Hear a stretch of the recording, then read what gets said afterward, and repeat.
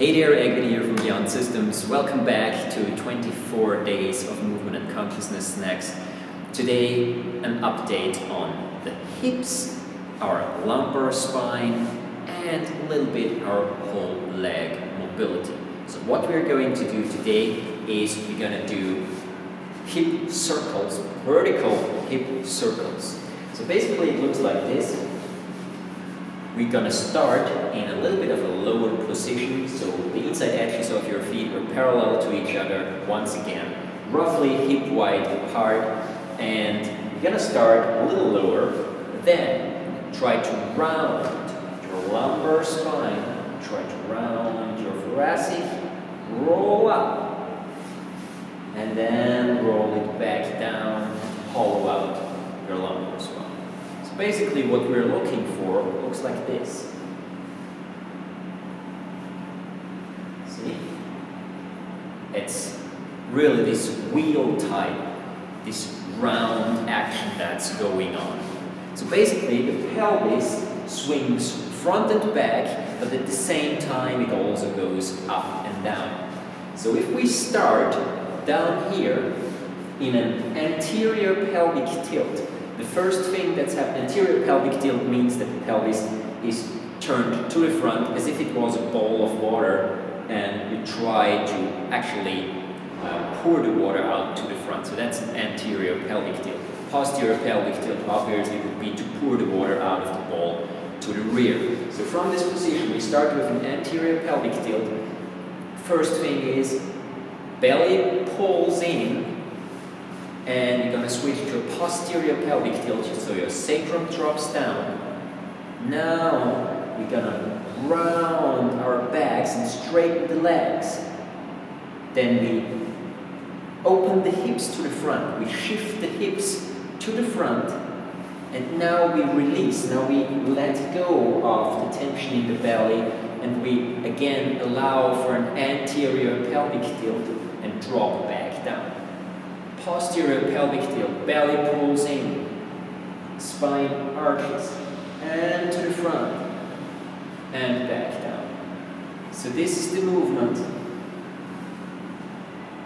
See, it's up and down, as well as front and back. Just like this. Let me just quickly pull this shirt off here, so that you see this a little bit more in detail. Temperature in the room isn't that high today, which is why I put this sweater on.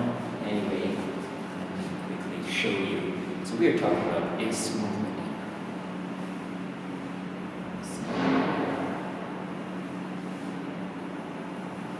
The whole spine is involved, our hip joints are involved. Literally everything here is being coordinated properly, and we work with mobility, we work with balance, and we get the blood pumping. It's not necessary to always look for the largest possible movement, so don't necessarily try to really make this an extreme movement. It's absolutely okay if the movement is rather small, but it still has this idea of this rolling up and rolling back down in it. We can also reverse this movement, meaning coming up in front.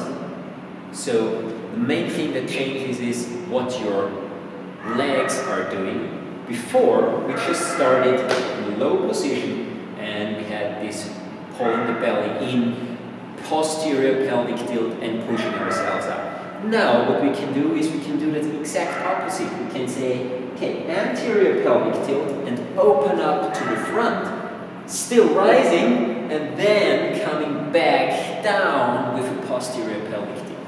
So this now is the same movement, just in reverse.